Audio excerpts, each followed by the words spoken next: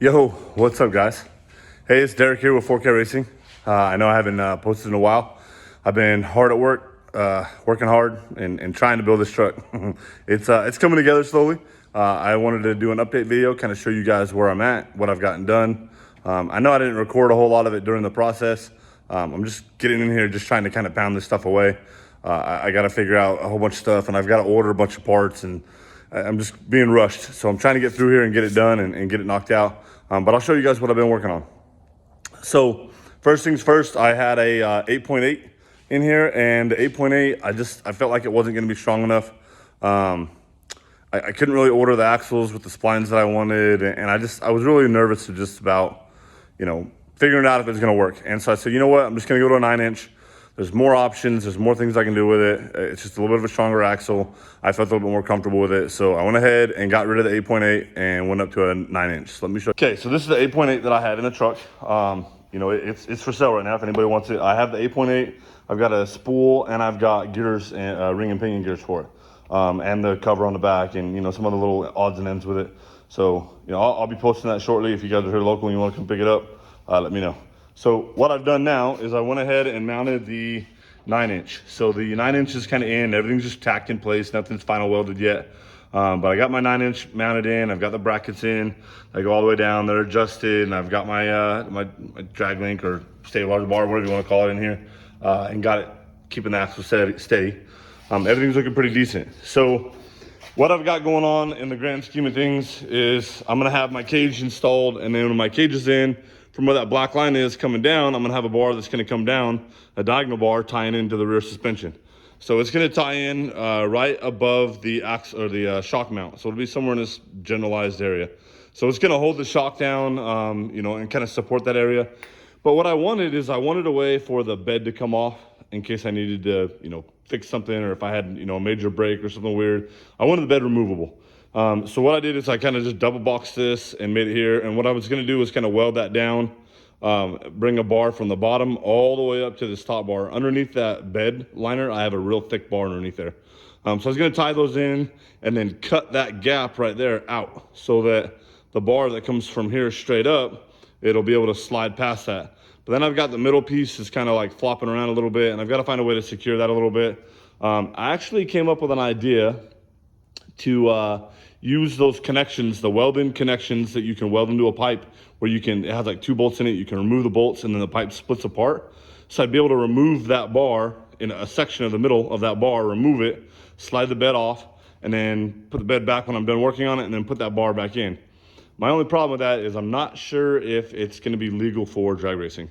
So I got to figure that out and see if it'll legally pass tech, and that kind of stuff. So I'll figure that out and go from there. As far as the bed's concerned, I just got the floor finished up, or generally finished up. What I have is my main rear frame that's going to come back, and it stops here. The reason that it stops there is because I have this other bar that's going to come forward, and it's going to get welded to the back of the bed, and then it passes through, and it's going to give me a mount for my parachute. And I'm going to weld a bar that'll come up and actually hold the parachute itself. So the parachute stop will be welded on the end of that. I'll weld a bolt in it and then screw it in with a big fat nut and bolt, and then weld it also. So it'll be super strong. And the actual parachute strap will go to that, and then the bracket's going to come up, and then it'll hold the parachute, somewhere up in this range. So that's kind of how that goes. But then when I want to remove it, what'll happen is I'm just going to run a bolt in from here going down, and then I'll run a bolt in here going sideways, a good, solid grade 8 bolt. When I want to remove the bed, all I have to do is undo those 2 bolts, undo the bolts from the floor, the supports, and then the whole bed will just kind of lift up and slide out. So these tubes, they go way back in there, but they'll be able to actually like bend up a little bit and then just slide out. So I'm getting the extra strength because it's basically double walled in there. But I'm also giving it, so much distance that it's going to give me the strength that I need. I'm not worried about it in any way, shape, or form. It's gonna be fine. So then what I did is I went and grabbed some balsa. So I like using balsa for all my templates. So it's going to be a template that I have here. And what I do is I just kind of take the template, and I'm able to go in here and just make little small adjustments with a sander, with a grinder, with a flap wheel on it. And I just make small little adjustments to it so that it fits where I want it. And then once I'm done with that, it'll have my general shape. So you can see here, I kind of have this laid in. This one I need to make a couple more adjustments on it, but it's got that opening right there. That opening is going to go to my battery. So I'm gonna have a battery on both sides.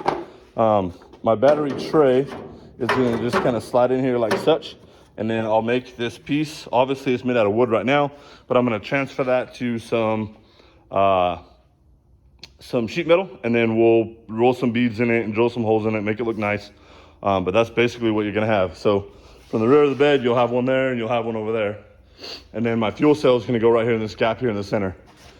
Now that's one of the things I've got to figure out as well. I have this fuel cell, and I believe this is a 15 gallon, and it seems to be decent. There's no holes in it or anything crazy, but it doesn't have a pickup for the fuel gauge. And I really want to do a pickup for a fuel gauge, and it's just a little bit older, so I think I'm going to replace that.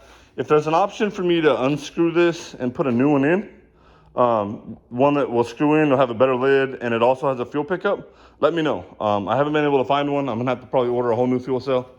So let me know about that, and then I'll have to build the bracketry and the floor that'll mount in here.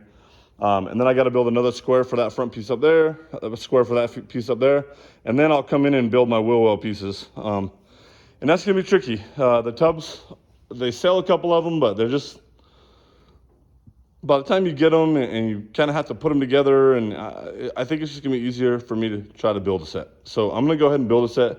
I have the capability to be able to ring roll, so I can put flanges in it, and I've got a ring roller, all that stuff. So I can figure that out, or bead roller, sorry. So I can figure all that out and kind of go from there. So the last time you guys see me, I did have a smaller set of tires on there. So those are 29 10.5s, and I've upgraded to these. So these are a much bigger tire. So these are 32 14 by 15. So they're a lot wider, they're a lot bigger. I think they're gonna just give me the look, and more importantly, the traction that I want on the track. So they do fit in there. I'll need to make a couple more adjustments.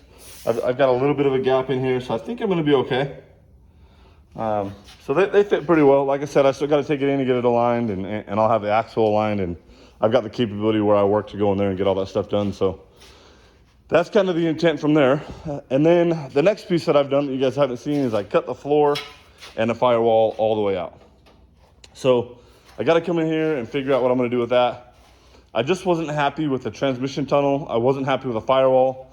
The guy that had it before me, he set the firewall back in the middle, but then instead of welding the pieces together, he just kind of overlapped them and then threw a whole bunch of Bondo over the top of them. And I just wasn't really happy with them. I wasn't comfortable with the safety of it. I wasn't comfortable with the support of how everything was going. Definitely wasn't happy with the safety of the firewall. If I had an engine fire, it would be melting all the Bondo and the crud that he had on there. The problem that I have with all that is, for any of you that haven't experienced that before, when you get the Bondo, the dried Bondo, hot or catching on fire, obviously, it smokes and lets off all kinds of crazy chemicals. And I don't want that in the cab. I don't want it in the cabin where I'm at, where I'm trying to, get out in an emergency, those types of things. It's just not safe. So I went ahead and cut it out. I'm going to rebuild it completely from scratch. So that's going to be the next couple of pieces. When I start going through and doing all the sheet metal work, I'm going to make sure I record that so you guys can kind of see that. When I start doing the interior pieces for the cab, I'll make sure you guys are available for all that as well. I'll make sure you guys are going to be able to see kind of how I go through that. It's going to be a detailed process. I'm basically going to have to go through and build like a steel frame around the outside of the floor, and then I'll tie into that. I'm also going to have to build the transmission tunnel, so I'll have to go in and set my firewall in place, and then I'll have to use a mid plate for the back of the engine, and then where the mid plate is, that's where I'll kind of build the top or the outside perimeter of the tunnel, and then just kind of work into the cab from there. And then that'll kind of outline most of my firewall. So it should be a fairly easy process. It's just a matter of getting all the pieces I need and getting it all lined up. I still don't have the mid plate. I've ordered one. It's been a month now and I haven't gotten it. The place I got it from was on back order, so it's a mess right now with parts. Anyways, we'll get into that and we'll get the floor knocked out so you guys will be able to see that here pretty quick. We'll get the firewall started here pretty quick and get that all lined out. I got to do some custom tubing in different places of the firewall because I've got to have a mount for my pedal assemblies. I think I'm going to do a pedal and integrated master cylinder for the brakes all in one piece so that my master cylinder won't be on the firewall, because I'm going to need some of that room for headers. trying to kind of go, that process and think about what I'm going to need and where I'm going to need it. So there's a lot that goes into it. I got to figure all that out. I'll let you know as we go how that kind of looks. If you guys have any advice for anything that I've covered or anything that you think is not right, or things that I could do better, by all means, post down in the comments, let me know what you're thinking, and we can kind of go from there. Other than that, guys, I'll see y'all later on. Let's get some welding done and get this thing fabbed up.